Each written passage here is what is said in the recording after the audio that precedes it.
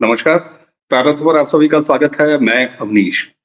दर्शकों, हम अलग-अलग विषयों पर अलग-अलग नज़रिए से बात करते हैं और प्रयास ये करते हैं कि प्रारब्ध के इस मंच पर जो उस विषय का विशेषज्ञ हो, जिसके पास उस विषय की जानकारी हो, अगर पॉलिटिकल है तो पॉलिटिकल, सोशियो कोई इश्यू है तो उस पर, और बाकी ऐसे ही तमाम फिलॉसॉफिकल इश्यूज पे भी।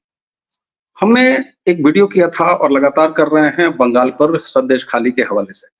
और जब संदेश खाली के हवाले से बंगाल पर हम बात कर रहे हैं तो बंगाल के ही एक गेस्ट के साथ हम बात करते हैं। ऐसी ही एक बातचीत में एक बात निकल के आई कि आप देखें, शाहजहां शेख, उसके साथ गिरफ्तार हुए लगभग 17 लोग, वो 17 के 17 अकेले शाहजहां शेख को छोड़ के बाकी सब हिंदू नाम है। शेख जब सामने आता है तो ये भी प्रूव हो चला है कि वो बांग्लादेश से अवैध घुसपैठिया है। इस तरह की तमाम चीजें हैं। इसके आगे भी अगर आपको लेके चलें तो देश के ऐसे तमाम उदाहरण हमारे आपके सामने भरे बैठे हैं, चाहे वो मुंबई बम विस्फोट हो, चाहे वो सेना में जासूसी के मामले हो, या तमाम ऐसी जगहों पर हो। काम ये करते हैं लेकिन कुछ साथ में हिंदू नाम होते हैं। आखिर ये आत्मघाती प्रवृत्ति क्यों है? इसको बड़े अच्छे तरीके से नोटिस में लिया हमारे आज के विद्वान पैनलिस्ट आनंद राजाध्यक्ष जी ने। आनंद सर जी सर। को आप लगातार प्रारब्ध के इस मंच पर देखते हैं, हमारे सहयोगी इनसे बातचीत करते हैं। आनंद सर ने मुझे खुद फोन किया और कहा कि इस विषय को जो आपने उठाया है उस वीडियो में, उसके संदर्भ को और ज्यादा विस्तार देने की आवश्यकता है। तो आइए सबसे पहले स्वागत कर लेते हैं आनंद सर का। आनंद जी, बहुत बहुत स्वागत है आपका। नमस्कार। नमस्कार सर, आपने स्वतः संज्ञान लिया और स्वतः जी। संज्ञान लेने के बाद आपको ऐसा क्यों लगा कि उस विषय को और ज्यादा विस्तारित करने की आवश्यकता है? ये क्या वजह है कि शाहजहां शेख से ही हम शुरू कर लेते हैं एक संदर्भ के लिए, एक उदाहरण मात्र से। हाँ, शाहजहां शेख ताज़ा के है। साथ गिरफ्तार बाकी सारे 16 नाम हिंदू क्यों हैं? होंगे ही। ये एक्चुअली यहाँ तो क्या है कि उसको जानबूझकर ये 16 नाम हिंदू ही हो, इसकी सावधानी बरती गई है। सावधानी का है या केयर हैज बीन टेकन, मैं कहूंगा सावधानी बरती गई है। जरा थोड़ा सा ठीक ट्रांसलेशन नहीं लगता। ये इंश्योर किया गया है कि 16 हिंदू नाम हो। अब बाकी कई सारे मुस्लिम नाम निकलेंगे, लेकिन बीजेपी या जो भी इस पर जो भी बवाल हो रहा है उसको शांत करने के लिए शाहजहां शेख के साथ सारे हिंदू नाम लिए गए। और ये अक्सर बात होती है ये हमेशा कुछ भी क्राइम करते हैं, अपने जो मलेचगंज जो है या हरियलगंज जो है, जो भी क्राइम करते हैं उसमें हमेशा कोई ना कोई पार्टनर हिंदू लेते हैं। उसके कारण अनेक होते हैं कि नुकसान झेलने के लिए हिंदू जो है वो खुद को बचाने के लिए, मतलब ये क्या है ना, आपने महाभारत में तक्षक की कथा तो सुनी होगी। मैं सीधा सर्प यज्ञ पे आता हूं कि तक्षक की जब तक्षकाय स्वाहा करके जब किया ऋषियों ने, तक्षक जो खींचा जाने लगा तो उसने इंद्र की शरण ली। तो तक्षकाय स्वाहा इंद्राय स्वाहा करने पर इंद्र को भी लपेटे में लिया ऋषियों ने, तो इंद्र को बचाने के लिए बाकी देवों को बीच बचाव करना पड़ा। इससे तक्षक बच गए। अब ये कहानी हम भूल गए हैं, लेकिन हमारी ऐसी कई बातें जो है ना, आप देखेंगे कई डिस्कशंस में आप पाएंगे कि जो इनका आदमी है वो हमारे लोगों से ज्यादा हमारे पुराण या वेदों के संदर्भ का जानकार होता है। ये इसलिए जानता है ताकि हमें शर्मिंदा करे कि भाई देखिए तुम्हारी ये यहाँ पे ये है चीजें, हम ही नहीं जानते। तो ये तक्षक वगैरह की जो बातें हैं उन बातों से वो सीखते भी है कि एक इंद्र पकड़ना है भाई। सर्प यज्ञ में जब खींचा जाएगा तो एक इंद्र पकड़ना है। अब यहां तो वो ढेरों पकड़ लेते हैं कि जिनको सबसे पहले सामने किया जाए। अब यहाँ पे ये तक्षक की तो बात मैंने अभी कही, लेकिन एक आपको एक बात बताता हूं। इस पर मैंने एक शब्द भी गढ़ा है। और गढ़ा क्या है, मतलब देखिए सैफ का मतलब आप जानते हैं। आपसे पूछ रहा हूं, आपको पता है सैफ का मतलब क्या होता है? जी जी। सैफ एक शब्द है। आप कई सैफुद्दीन, सैफुल सैफ अली तो छोड़िए, लेकिन सैफुद्दीन सैफ और सैफुल्लाह वगैरह देखते होंगे। तो सैफ एक शब्द है जी जिसका अर्थ है अरबी शब्द है जिसका अर्थ है तलवार। तो सैफुद्दीन या सैफुल्लाह जो है, इसका मतलब है दीन की, इस्लाम की तलवार या अल्लाह की तलवार। तो आप एक बात तो जानते ही होंगे कि तलवार से जो आदमी लड़ता है वो ढाल के बिना अधूरा है। बिना ढाल के बिल्कुल वो ठीक लड़ बात, नहीं सकता, बिना ढाल के वो बिल्कुल लड़ ठीक, नहीं सकता। ठीक बात। तो और वैसे भारत की मतलब मराठा हिस्ट्री में एक बात बहुत नाम, मतलब जो भी महाराष्ट्र से लोग हैं जिन्होंने शिवाजी महाराज के बारे में वगैरह कुछ भी पढ़ा हो, तो तानाजी मालुसरे के बारे में वो इतना तो जरूर जानते हैं कि उनकी तलवार, उनकी ढाल तोड़ी तब उदयभान का वार उन तक पहुंच पाया, नहीं तो वो बराबरी के योद्धा थे, कम से कम स्किल में। उदयभान उनसे तगड़ा था ज्यादा, लेकिन स्किल में दोनों बराबरी के योद्धा थे। ढाल टूटी, तानाजी मारे गए। मरते मरते उन्होंने उदयभान पर भी वार किया, जिससे वो भी खेत रहा। लेकिन मेरी बात यह है कि ढाल टूटने से तानाजी मारे गए। तो मैंने देखा कि भाई देखिए, ये जो इस्लाम का योद्धा है उसे वो इस्लाम की तलवार कहते हैं, सैफुद्दीन है, सैफुल्लाह है, सैफुल्लाह है। ढाल के लिए कोई शब्द नहीं है, क्यों नहीं है? तो मैंने ढूंढा तो मुझे एक फारसी शब्द मिला ढाल के लिए, अभी नहीं मिल पाया। फारसी में उसे कहते हैं सिपर। मैंने सोचा भाई सिपरुद्दीन क्यों नहीं, ढाल का भी तो महत्व है बड़ा, कोई सिपरुद्दीन क्यों नहीं है? फिर जरा दिमाग लगाया तो समझ में आया कि सिपर तो उनका हमेशा काफिर होता है।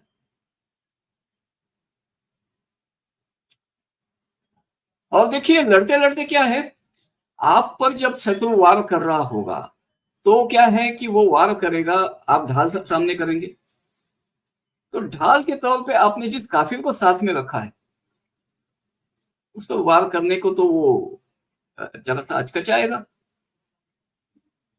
मतलब यहां अगर हम विचार करते हैं तो सोमनाथ की गाय भी यही प्रयोग था। और ऐसा नहीं कि ये प्रयोग उन्होंने हम पर किया है, अपनों पर भी किया है। मतलब उनके यहाँ एक वो अली जो थे और खारिजी जो है कहते हैं, उनका एक किस्सा है कि वो खारिजियों ने कुरान के पन्ने भालों पर लगाए और अटैक किया। तो अली के लोग जो थे, सैनिक जो थे, वो कंफ्यूज हो गए कि भाई इन पर हम कैसे अटैक करें, ये तो कुरान के पन्ने नेजों पर लगा के तो कुरान की बेहुरमती हो जाएगी।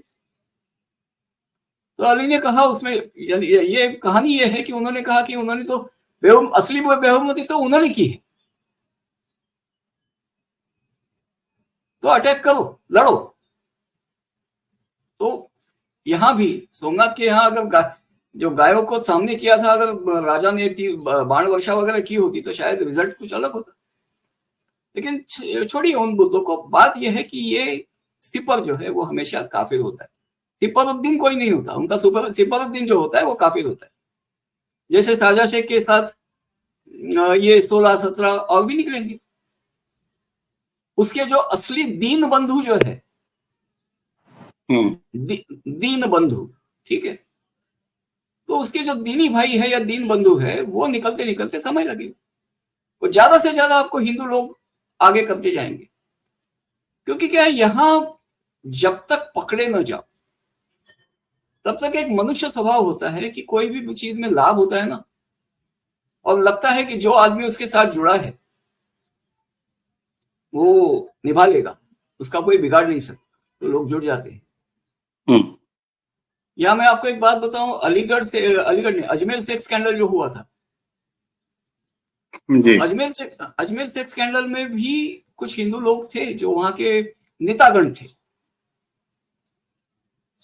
नेता थे कोई, या कोई वहां के बिजनेसमैन वगैरह थे या सरकारी। तो एक आदमी ने जब उसे बेल मिली, उस आदमी ने, वो हिंदू था, पुरुषोत्तम ऐसा कुछ नाम था उसका, उसने आत्महत्या कर ली। हाँ, उसने आत्महत्या कर ली। इनका तो सबसे बड़ा जो ये था, वो तो 25 साल पुलिस को चकमा देते, मतलब पुलिस ने उसे पकड़ने की शायद कोशिश नहीं की। ऐसे चकमा देना आसान नहीं। लेकिन वो पुलिस से छुप कर वो 25 साल रहा, और उसके बाद आया तो उसको ये कहा कि भाई इसकी मानसिक हालत ठीक नहीं है, मतलब कुल मिला के बचा ले गए। और मुझे नहीं लगता कि 25 साल में वो बिना महिला के मतलब रहा होगा, रह नहीं सकते वो लोग, ठीक है। मतलब समाज में उनके समाज में इस बात की इतनी स्वीकृति है, और ये काफिर को ढाल बनाना, काफिर को सिपर बनाना, सिपर उस दिन सबसे पहले ढूंढा जाता है क्योंकि घाव उस पर होता है, टूटता भी वही है, डिस्पोजेबल भी वही है। अब उसे आप ढाल कहो या कंडोम कहो, जो भी है, टूट के या फट बिल्कुल के उसे ही बिल्कुल कूड़ेदान में जाना है। बिल्कुल, ये बात सर कुछ वैसी ही है जैसे जो मार्केटिंग के लोग होंगे, जो मैनेजमेंट के विद्यार्थी हैं जिन्होंने मार्केटिंग एडवर्टाइजिंग वगैरह पढ़ा होगा, तो मार्केटिंग में सेल्स में के चैप्टर में एक बहुत अच्छी चीज पढ़ाई जाती है कि आप अपने प्रोडक्ट के बारे में जितना जानते हो कम से कम उससे 1.5 गुना 2 गुना अपने कॉम्पिटिटर्स के प्रोडक्ट की स्टडी करो। और किसी भी सेल्स टीम की जब ट्रेनिंग होती है दर्शकों, तो सबसे पहले उसको प्रोडक्ट ट्रेनिंग जरूर होती है। अपने प्रोडक्ट की ट्रेनिंग के साथ साथ बाजार में जो भी और प्रतिद्वंदी प्रोडक्ट हैं, जो सबसे मजबूत प्रतिद्वंदी प्रोडक्ट है उसके बारे में बताया जाता है। यानी अगर आप साबुन बेच रहे हैं तो जो लीडिंग ब्रांड है साबुन का, उसकी प्रोडक्ट स्टडी सबसे ज्यादा होती है। तो यहाँ आनंद जी आप लगभग वही बात कह रहे हैं कि जब आप ये कह रहे हैं कि वो रेफर करने के लिए आपसे ज्यादा आपके संदर्भों के बारे में जानते हैं। दूसरी बात, ये शायद एक ऐसा अट्रैक्टिव टूल होता है जिसको मीडियम ऑफ एक तरह से आप कहिए कि वो जो चारा होता है या मछली के फंसाने के लिए जो कांटा होता है कि साहब ये चारा हमने डाला और जो काफिर उस चारे में आ गया, चाहे वो पैसे के लालच में आ गया, चाहे कई बार फेम का लालच होता है, कई बार पैसे का लालच होता है, कई बार ऐसा होता है वो जो एक पाखंडी शुद्धतावाद, एक सेकुलर कीड़ा जो इस समाज में लगाया गया है, उससे भी आप एक दौर इसी भारत ने इसी समाज में लगातार देखा है, वो दौर अब भी है जब हिंदी के देवनागरी शब्दों के नीचे नुक्ता लगा के लिखा जाने लगा। अरे भाई, जब देवनागरी और हिंदी भाषा में नुक्ते का कोई परिकल्पना ही नहीं है तो गजल को हम ग ज ल क्यों नहीं लिखेंगे? हम गजल के चक्कर में हम ज शब्द के नीचे हिंदी के देवनागरी में नुक्ता क्यों लगाएंगे? तो ये एक भाषा जिहाद जैसी चीज है, कहीं लव जिहाद जैसी चीज है, लैंड जिहाद जैसी चीज है। मैं तो इसे भाषा जिहाद कहता हूँ पूरी तरीके से। एक और देशज में कहावत है आनंद जी कि नया मौलवी प्याज ज्यादा खाता है। तो कई बार ऐसा होता है कि वो जो काफिर जिसका वो चुनाव कर चुके होते हैं, जिसको वो पूरी तरीके से ब्रेन वॉश कर चुके होते हैं, चाहे पैसे के बल पे चाहे किसी भी बल पर, है ना, तो वो तो एक संग्राम लड़ रहे हैं, वो तो एक जिहाद लड़ रहे हैं। ऐसे में वो ज्यादा कड़क हो जाता है और अपने लोगों को ज्यादा गाली देता है। अब शाहजहां शेख वाला जो एग्जाम्पल दिया, मैंने वो चर्चा इसीलिए उस बहाने शुरू की, आप अजमेर तक ले गए, मैं मुंबई ब्लास्ट की बात करता हूँ, उसके ऑन रिकॉर्ड आप देख लीजिए कि उनके पूरे नेटवर्क में कितने जाते थे। और शायद यही एक बात दिखाई दी थी जहां से कांग्रेस पार्टी को यह मौका मिल गया हिंदू आतंकवाद शब्द गढ़ने का। और जो अकेला जिंदा पकड़ा गया आतंकवादी था उसके हाथ में कलावा था सर। तो एक ये रिप्रेजेंटेशन इनका जो होता है, आखिर एक प्रश्न का जवाब तो खोजना पड़ेगा कि उनको काफिर इतनी आसानी से हासिल क्यों हो जाते हैं। हमें अंतरात्मा में देखिए, समस्याओं पर बात करना ही केवल बातचीत का कोई संदर्भ नहीं हो सकता, इसका कोई परिणाम नहीं हो सकता। मैं चाहूंगा कि समस्या तो एड्रेस कर रही है आपने, समाधान क्या है? काफिर क्यों आ जाते हैं उनके छतरी के नीचे? इनकी जो मतलब ये तंत्र में मतलब व्यवस्था में इतनी गहरी पैठ लगाकर बैठे हैं कि काफिर को लगता है कि उस वक्त काफिर जो है ना वो बिल्कुल सेक्युलर हो जाता है, वो ये सोचता ही नहीं है। शायद आज के पहले जो हम और आप जो बात कर रहे हैं, शायद इसके पहले किसी ने ये एंगल पे ध्यान भी नहीं दिया होगा, कि इस तरह से इस एंगल को उठाया भी नहीं होगा कि काफिर का जानबूझकर यूज करते हैं। और काफिर को क्या लगता है, उसको पता है जो चीज है वो गलत है, उसको पता है, लेकिन वो उसे रिलीजियस एंगल से देखता नहीं है। वो उसे ये भी नहीं सोचता कि ये लोग मुझे ढाल बना के आगे करेंगे। इनफैक्ट जब वो उसे जुड़ा होता है तब वो क्या सोचता है, मेरे पहले तो ये फंसेगा, नहीं भाई, तू पहले फंसेगा, तेरे को फंसा के वो निकल भी जाएगा। उसको लगता है उसका गुनाह बड़ा है, वो पहले फंसेगा। नहीं, कभी ऐसा कभी नहीं होता। जिसका गुनाह ज्यादा बड़ा होता है ना, वो सबसे पहले फंसता है तो फंसता है। छोटी मछली ही सबसे पहले पकड़ में आती है। बड़ी मछली तो कभी कभी कांटे की रस्सी तोड़ के भी निकल जाती है, कांटा निकल के निकल जाती है। फंसती है छोटी मछली। छोटी मछली को ये अक्ल नहीं होती, चारा सामने लटका दिया, छोटी मछली ने निकल लिया। तो ये मानवीय स्वभाव है। देखिए, विनाशकाली विपरीत बुद्धि तो सुभाषित तो इसी से तो आया है।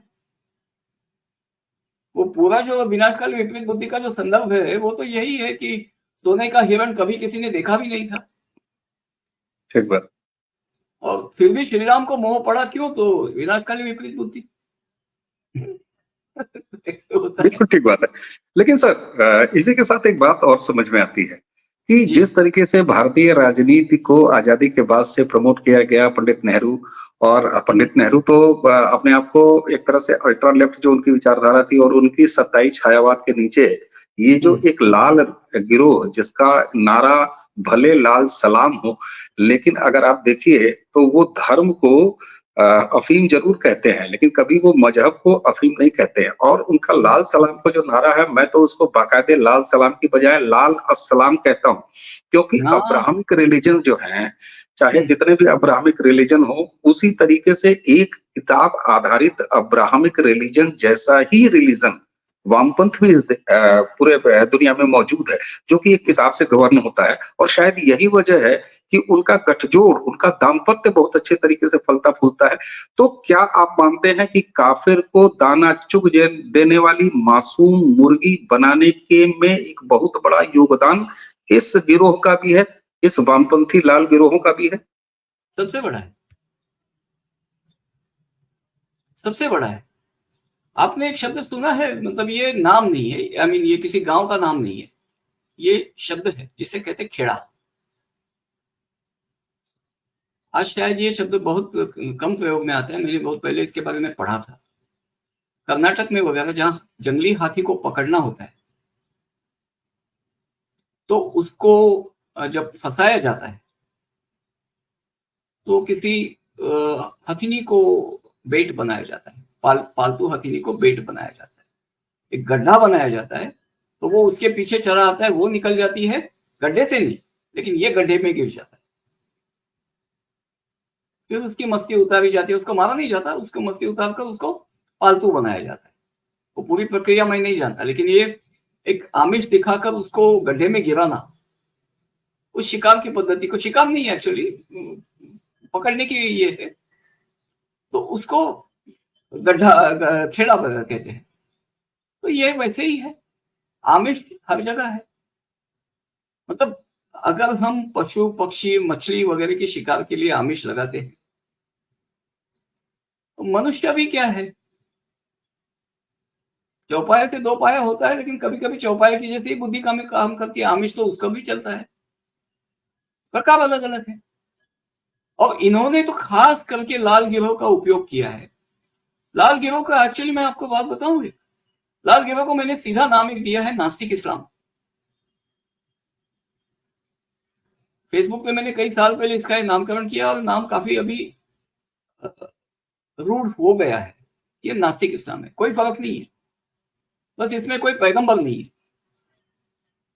लेकिन किताब वगैरह की बात छोड़िए, बात यह है कि एक पद्धति है जिससे आप लोगों को रूल कर सकते हैं। तो जैसे इस्लाम में बिद्दत है, आप अपनी मर्जी से सोच नहीं सकते। यहां रिविजनिज्म है, जो अपने मर्जी से सोचेगा, पार्टी लाइन से बाहर जाएगा, उसको रिविजनिस्ट कह के फिर गोली भी मार देते हैं। तो वही है, काफिर यहां भी है, अदरिंग जो है वहां काफिर है, यहाँ कैपिटलिस्ट है। मतलब जिसे लूटना है उसे आप एक गाली दे दो, बुरा कहो, बुरा साबित करो रिटॉरिक से, और फिर उसे जाकर लूटो। वो काफिर कहते हैं, ये कैपिटलिस्ट कहते हैं। और उसके साथ ईवल डर्टी वगैरह तो जोड़ते ही है। बिल्कुल। बिल्कुल, ये बात समझ में आती है। अच्छा सर 2014 ऑनवर्ड्स ऐसा नहीं रहा है कि इस देश में इसके पहले कोई राष्ट्रवादी सत्ता नहीं रही है। अटल बिहारी वाजपेयी जी के 5 साल का वो प्रयोग सबने देखा और शायद राष्ट्रवाद का वही एक प्रयोग था जिस प्रयोग को अब फलीभूत होते हुए ये देश देख रहा है 2014 ऑनवर्ड्स। जब मोदी नाम के व्यक्ति, मोदी नाम के राजनेता, मोदी नाम के प्रधानमंत्री, उसकी पार्टी, उसकी विचारधारा से इनको हद दर्जे की जो नफरत होती है और सीधे इनको तो होती ही है, जो इनका इकोसिस्टम है, जो इनको पालती-पोसती आई है, चाहे वो कांग्रेस हो, कांग्रेस की नेत्री का आपने सुना ही था, मौत के सौदागर तक कह गए मोदी को। अभी आपने किसान आंदोलन पार्ट 2 जो देखा उसमें दल्लेवाल का वो वायरल वीडियो जिसमें वो कह रहे हैं कि मोदी का ग्राफ बहुत ऊंचा हो गया, उस ग्राफ को नीचे गिराना है ना? तो कहीं न कहीं 2014 के बाद जो एक सामाजिक राजनैतिक चेतना इस देश में आई है, लोकतांत्रिक पद्धति से, जहाँ पर 2014 में एक बहुमत मिलता है, 2019 के चुनाव में वो बहुमत और बड़ा होके सामने आता है। अब जब हम करीब 35, 40, 60 दिन पहले बात कर रहे हैं 2024 के तीसरे चुनाव का, जो साफ-साफ इस तरफ इशारा कर रहा है कि इस बार और ही ज़्यादा एक उत्थान हो रहा है राष्ट्रवादी राजनीति में, है ना? खुद प्रधानमंत्री, ये पहली बार देश के इतिहास में होगा जब किसी प्रधानमंत्री ने सदन के अंदर अपने सीट की संख्या की घोषणा की है कि हम कम से कम 370 एज ए पार्टी लेके आएंगे और 400 पार चले जाएंगे अगर हम गठबंधन की बात करें। तो ये एक समाधान की तरफ मैं बात कर रहा हूं। क्या 2014 के बाद राष्ट्रवादी सत्ता परिवर्तन के पश्चात आप इस तरह के जो ये काफिर उनके आसान चारे बन जाते हैं भाईचारे की पद्धति पर, इसमें कोई कमी आते देख रहे हैं या वो कमी कहीं आ ना जाए इस वजह से ये और ज्यादा वोकल हो रहे हैं और छटपटाहट इनके अंदर आ रही है? क्या इनके लगातार मुहर्रम के महीने बड़े होते जाने की संभावना इनको साफ दिखाई दे रही है कि अगर कहीं हिंदू एकीकरण हो गया, जो कि जातियों के बंधन को तोड़ के नरेंद्र मोदी की राजनीति ये दिखा रही है लगातार कि सनातन के प्लेटफॉर्म पे हिंदुओं का एकीकरण हो रहा है, राजनीतिक रूप से हो रहा है, सामाजिक रूप से हो रहा है, धार्मिक रूप से हो रहा है। क्या ये समाधान की तरफ हम बढ़ रहे हैं? और जब हम किसी समाधान की तरफ बढ़ रहे हैं कि आसान चारा न हो हिंदू इनके जिहादी एजेंडे का, तो उसी समय उसी के पैरेलल इनके अंदर भी एक खलबलाहट है कि साहब ये तो सुधर रहे हैं, एक दिन काफिर हमारे हाथ नहीं आएगा। क्या इसको किस तरह से देखते हैं आप इस संदर्भ में? यहाँ मैं एक बात कहूंगा, देखिए आपने जो बात कही काफी, मैं तो ये कहूंगा कि मोदी को जो जिता रहे हैं ना, भाजपा को नहीं, मैं तो मोदी जी को कहूंगा, मोदी जी को जो जिता रहे हैं, असल में मोदी जी को मुसलमान जिता रहा है।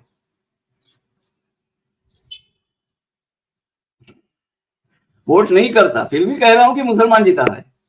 ठीक है, मैं समझ गया। काउंटर पोलराइजेशन की आप बात कर रहे हैं, उसको मैं हाँ, थोड़ा सा और इजी कर दे रहा हूँ दर्शकों के लिए। आप काउंटर पोलराइजेशन की बात कर रहे हैं, ठीक बात। बिल्कुल।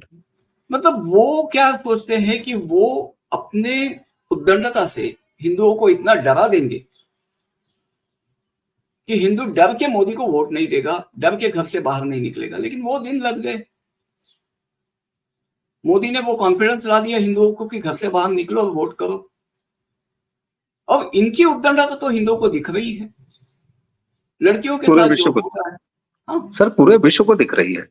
हाँ हाँ ये हाँ, ये चर्चा बहुत लंबी हो जाएगी, अन्यथा इसको हम अगली चर्चा में कहेंगे जब ये वैश्विक उत्पाद किस तरीके से इनका विश्व देख रहा है। जी मैं तो देखिए, मैं तो उनका एक नारा जो है, वो कहते हैं ना, Islam will unite the world. मैं कहता हूँ yes, Islam will unite the world against Islam. Too good, too good. असली बात तो ये है। और इसमें क्या है कि ये लोग जो बात करते हैं, इन्होंने दहशत का मार्ग लेकर देखा। आज भी दहशत के मार्ग पर उनकी श्रद्धा है कि हाँ, हम काफिरों को डराते हैं। क्योंकि काफिरों में क्या है, काफिर वाकई ये सोचता है कि मैंने वोट दिया तो हो गया। देखिए, हमारे देवताओं में हमारी श्रद्धा खत्म क्यों कर दी गई? दिखाया गया पत्थर को पूज रहे हैं, वो तुम्हारी रक्षा नहीं कर सकता। हमने जाकर उनके यहां तोड़ने को कुछ है ही नहीं। उन्होंने दूसरे के यहाँ श्रद्धा जिसमें थी वो पत्थर तोड़े, बताया कि पत्थर में श्रद्धा मत रखो। उनके यहाँ तोड़ने को कुछ है ही नहीं। लेकिन बात पत्थर तोड़ने की नहीं थी, श्रद्धा तोड़ने की नहीं थी, मान मर्दन की थी।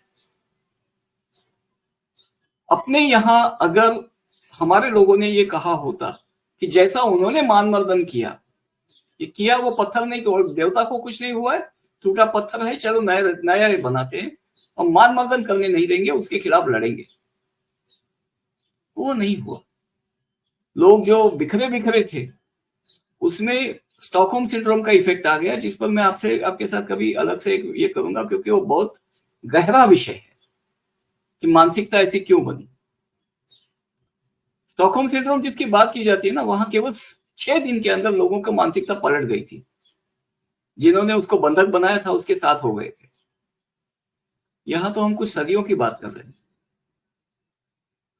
तो अपने आप लोग उसमें अपने लाभ लाभ हानि देखने लगते हैं और फिर इनके एजेंट बन जाते हैं अपने लाभ के लिए, क्योंकि लगता है कि इससे पार नहीं होगा, गब्बर से गब्बर ही बचा सकते हैं, तो चलो गब्बर का ही साथ देते हैं।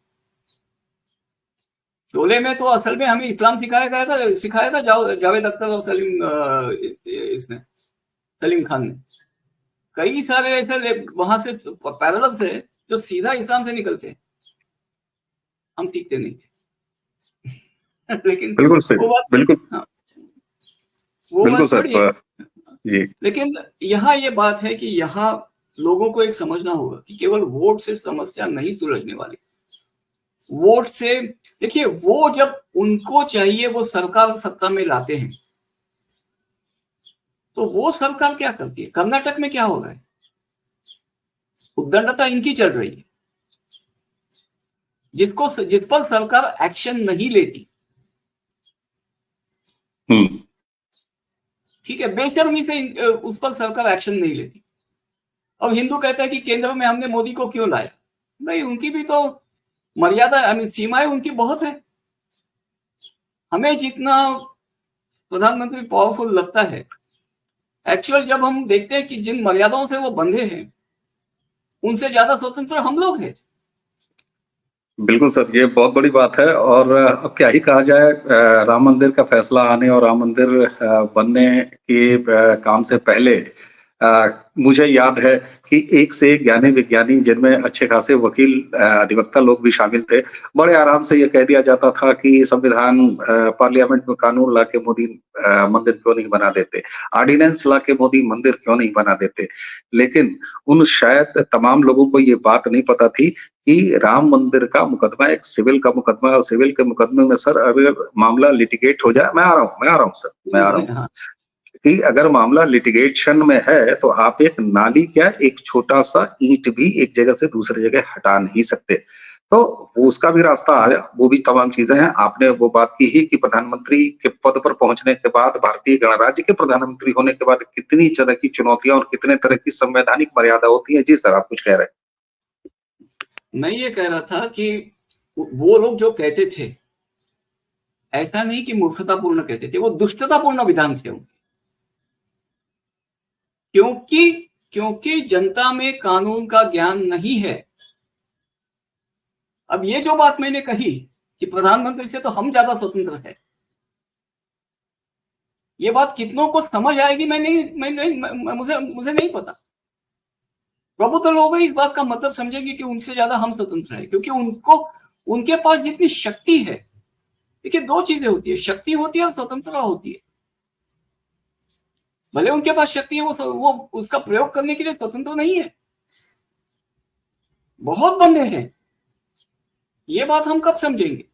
बिल्कुल सर, बिल्कुल। लेकिन इसी सबके बीच में जब आपने ये कहा कि जी, एक सेकंड, वो क्या करते हैं, जानबूझकर जनता में ये करते हैं कि कांग्रेस तो ये करती थी, कांग्रेस तो वो करती थी। अब यहां मैं 3 शब्द आपको कहूंगा, एक है कंप्लायंट, दूसरा है कंप्लिसिट और तीसरा है रेजिस्टेंट। कंप्लायंट जो है वो आज्ञाकारी है, मतलब शासन की आज्ञा प्रशासन मानता है। ठीक है। दूसरा है कंप्लिसिट, मतलब यहां प्रशासन और शासन की मिली भगत है, मिल बांट के खाते हैं।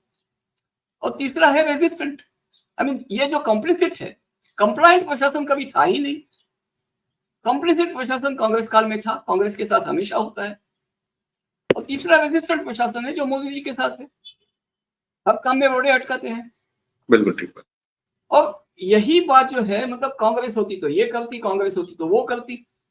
अब बोम्मई केस में किसी शासन को गिराने में, राज्य शासन को गिराने में कितनी मुश्किलें पैदा की गई, ये कितने लोगों को याद है। लेकिन लोग कहते हैं कि इंदिरा ने तो नो गवर्नमेंट ऐसे ही कर दी, ये हनक चाहिए, वो हनक चाहिए। आज की तारीख में इंदिरा भी वो नहीं कर सकती। बिल्कुल ठीक बात। लेकिन लोगों को ये पता नहीं है। बिल्कुल ठीक बात है। और जब सर आप ये कह रहे हैं कि इतनी गूढ़ बातें विद्वान लोग समझेंगे, कितने लोग आम जनमानस समझेंगे, लेकिन इसी सब नकारात्मकता के बीच में, इसी सब थोड़ी बहुत निराशाजनक स्थितियों के बीच में बेहद सकारात्मक और आशाजनक जो बात ये है कि आप देखें तो जो समाज के अंतिम पायदान पर कोई गरीब, मजदूर, आम जनता जो कि अपने खेत में काम कर रही होती है, अपने दिनचर्या, अपनी नौकरी दिहाड़ी बजाती है, उसको बहुत ज्यादा समझाने की आवश्यकता 2014 के बाद निरंतर नहीं पड़ी है। उसको ये पता है कि उसके लिए बेहतर क्या है, और शायद यही वो वजह है कि दर्शक बहुत प्रबुद्ध हैं सर, और धीरे-धीरे समाज में एकीकरण के साथ ही साथ एक जो सेल्फ एक्चुअलाइजेशन वाला जो प्रोसेस ऑन हुआ है, हमें उसकी निश्चित तौर पर उस पर भरोसा रखना होगा। और हमारे प्रधानमंत्री मन की बात जब वो कहते हैं सर, तब वो किसी बीच में बिचौलियों को नहीं आने देते अपने और अपने भारतीय जनता के बीच। और शायद यही वजह है कि 2014 में चुनाव में एक बार वोट डाल देने के बाद 2019 की फाइल उसी समय वो आम मतदाता, वो गिरहू, वो निरहू, वो राम कुमार, वो दर्शन कुमार जो किसी गांव कस्बे में बैठा हुआ है, वो मोदी जी के नाम की फाइल ऐसे लिख के साइन करके और यहाँ दबा के बैठ जाता है। वो कभी नहीं बोलता, लेकिन 2019 के बाद वो फिर 5 साल मोदी जी के काम को देखता है, 2024 का मन वो बना के बैठ चुका होता है। और यही शायद वजह है सर कि एसी ड्राइंग रूमों में बैठे, करोड़ों के स्टूडियो में बैठे हुए पॉलिटिकल पंडितों के चश्मे गड़बड़ा जाते हैं और वो जमीन का आकलन कर नहीं पाते। उनको लगता है कि इस बार मोदी चला जाएगा, उनको लगता है कि बस अब मोदी चला गया, उसको लगता है कि अब तो मोदी निपट ही जाएगा। लेकिन ये आम जनता है, ये भारत जनमानस है जो एकीकरण की तरफ बढ़ रहा है, और वो मोदी को और उनकी राजनीति को, राष्ट्रवादी राजनीति को, राष्ट्रवादी चेतना को, सांस्कृतिक चेतना को, सनातन हिंदू जो पुष्टिकरण हो रहा है उसको संभवतः हारने नहीं देता। इसलिए मुझे लगता है कि प्रधानमंत्री जब कहते हैं हमारे इतने करोड़ों परिवारजनों, तो एक परिवार की परिकल्पना वो सामने दिखाई देती है। सर आप कुछ ऐड करें जी। हाँ, 2019 में शायद रूबिका लियाकत को इंटरव्यू दिया था, मुझे याद नहीं कौन सी महिला थी, लेकिन उसको मोदी जी ने कहा था, आप क्या सोचते हैं मेरे लिए संघ या बीजेपी लड़ रही है? मेरे लिए भारत लड़ रहा है। अब इस वाक्य के कितने गहरे मायने हैं वो प्रधानमंत्री कभी एक्सप्लेन भी नहीं कर पाएंगे कि मेरे लिए भारत लड़ रहा है। इसके बहुत गहरे मायने हैं, बहुत बड़ी लाइन है। और सब बिल्कुल सर, और जब आप ये कह रहे हैं कि इसको शायद प्रधानमंत्री भी इसको परिभाषित नहीं कर पाएंगे, लेकिन वो बहुत गूढ़ और गहन बात होने के साथ ही साथ वो इतनी आसान बात है कि ये हम हर आम आदमी इसको डिकोड कर ले रहा है और लगातार डिकोड कर रहा है सर जी।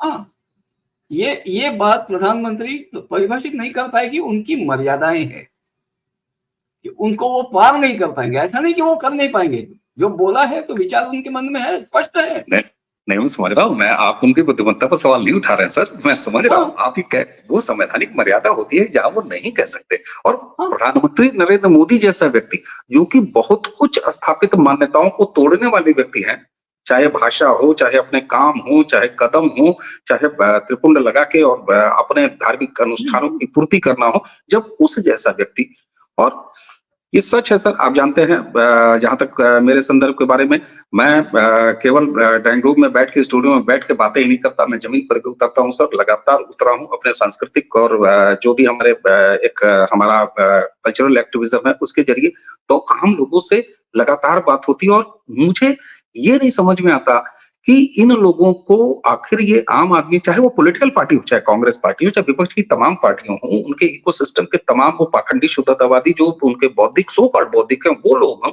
चाहे उनके पॉलिटिकल टूल्स हों जो मीडिया में बैठे हुए हैं, जो अन्य जगहों पर बैठे हुए हैं, वो संभवतः भारत के इसी जनमानस की भावना को नहीं समझ पाते जो नरेंद्र मोदी को आपने कोट किया कि उन्होंने कहा कि मेरे लिए भारत लड़ रहा है। ये बहुत बड़ी बात है सर। यहाँ मैं एक बात बताता हूँ, ये आपने जब बोला कि ये सब लोग जो पाखंड है ना, असल बात क्या है, बराबरी जो हम कहते हैं, ये एक अट्रैक्टिव साउंड, मतलब आकर्षक लगने वाला शब्द है। असल में वो कभी होता नहीं है। और जो लोग बराबरी की बातें करते हैं वो असल में नहीं चाहते कि कोई उनके बराबर में आए। ये जो जनता को बहका रहे हैं वो असल में ये नहीं चाहते कि उस जनता में से उठकर कोई उनके बराबरी का हो जाए, जो मोदी जी अवसर दे रहे हैं। और यहाँ मैं आपको अंतिम एक बात बताता हूँ, एक सब्जेक्ट दे देता हूँ, थीम दे देता हूँ, आप चाहें कभी तो इस पर कर सकते हैं। वाक्य बता देता हूँ। आप जानते हैं कि मुस्लिम समाज को मोदी जी ने जितना दिया है, गुजरात में भी दिया और भारत के प्रधानमंत्री होने पर भी दिया, ठीक है। फिर भी आप देख रहे हैं कि वो समाज में इन जनरल आप जब सर्वे वगैरह करते हैं तो लोग बड़े उद्दंडता से कहते हैं कि नहीं, हम वोट कोई भी नहीं देंगे। तो यहां मैं एक वाक्य बताता हूं कि भारत के भाईजान को मोदी से क्या मसला है। ठीक बात, बिल्कुल सर। और हाँ, ये शाहजहां शेख के बहाने कि ऐसे तमाम कुकर्मों के आगे पीछे अगर वो एक मजहब खास के लोग लगातार जुड़े हैं, और सिर्फ भारत में नहीं, दर्शकों आपको पता है ये पूरे विश्व में इसी तरह के कृत्यों में खुद को इन्वॉल्व रखे हुए हैं। लेकिन जब भारत के संदर्भ की बात आती है तो तकलीफ, विषाद, दुख इस बात का जरूर होता है। और इसीलिए आनंद जी ने उस बात को बंगाल के संदर्भ में वो वीडियो जिसका संदर्भ हम लगातार आपको दे रहे हैं, जहां से ये बात आज की चर्चा की उपजी है, डिस्क्रिप्शन में वो वीडियो लिंक आपको जरूर मिलेगा। दर्शकों उसको भी जरूर देखिएगा कि आखिर क्या वजह है कि शाहजहां शेख जैसे लोगों के पीछे जो 16-17 और गिरफ्तारियां होती हैं, वो सारे के सारे हिंदू नामधारी हैं। हम और भी विषय पर बात करेंगे, तमाम ऐसे हिंदू नामधारी आपको बिल्कुल सनातन और हिंदुओं के खिलाफ काम करते हुए मिलेंगे, चाहे वो राजनीति में हो, चाहे वो मीडिया में हो, चाहे वो फिल्म में हो, चाहे वो संगीत के दुनिया में हो, बहुत सारे मिलेंगे। उसका भी पोल खोलेंगे आनंद जी के साथ ही। ये क्रम लगातार चर्चा का जारी रखने का प्रयास करेंगे हम, ऐसे ही अनूठे विषयों पर, अनूठे संदर्भों पर, जिसको सामान्यतः कोई एड्रेस करना नहीं चाहता या नहीं करता। I don't know. हम ये नहीं कहते कि हम अकेले आसमान से उड़ के आए हैं, बिल्कुल नहीं आए हैं। ये बेहद जमीनी चीज है, इसको हमने उठा के हमें चलते चलते हमारे पैर के नीचे एक कांटा चुभा, दर्शकों प्रारब्ध के उस मंच पर हमने उठा के आपको सामने रख दिया है। ये अब आपका ज्ञान है, ये आपका पुण्य है, ये आपकी संवेदना है कि आप इसको कितना गुनते हैं, कितना बुनते हैं। प्रणाम करने से पहले आनंद जी आप कुछ कहना चाहें तो उसके बाद दर्शकों को प्रणाम करें जी। एक ही है, हरे तलवार की ढाल लाल होती है भारत में। That's it. ठीक बात है सर। और आज हमारे आपके फ्रेम में लाल और हरे दोनों का कॉम्बिनेशन है। अगर मेरे पास लाल है तो आपके पीछे हरा है। तो दर्शकों इसी के साथ हमें और आनंद जी को आज के इस चर्चा को समाप्त करने की आज्ञा दीजिए। और आपको आज की चर्चा कैसे लगी जरूर बताइएगा। आनंद जी का भी अपना चैनल है, आनंद जी बहुप्रतिभा के धनी हैं, बड़े अच्छे विचारक हैं, बहुत अच्छी लेखनी आपकी चलती रही है। तो उनके चैनल का भी डिस्क्रिप्शन में हम लिंक जरूर देंगे, वहां भी जाइए, आनंद जी को भी देखिए। और इस वीडियो के कमेंट बॉक्स में हमें जरूर बताइएगा कि आनंद जी के साथ आप प्रारब्ध के इस मंच पर नियमित रूप से देखते तो हैं, और कौन से विषयों पर आप आनंद जी को सुनना पसंद करेंगे। तो आनंद जी आपको बहुत बहुत धन्यवाद। और दर्शकों इसी के साथ आप सभी को प्रणाम, नमस्कार, जय श्री राम।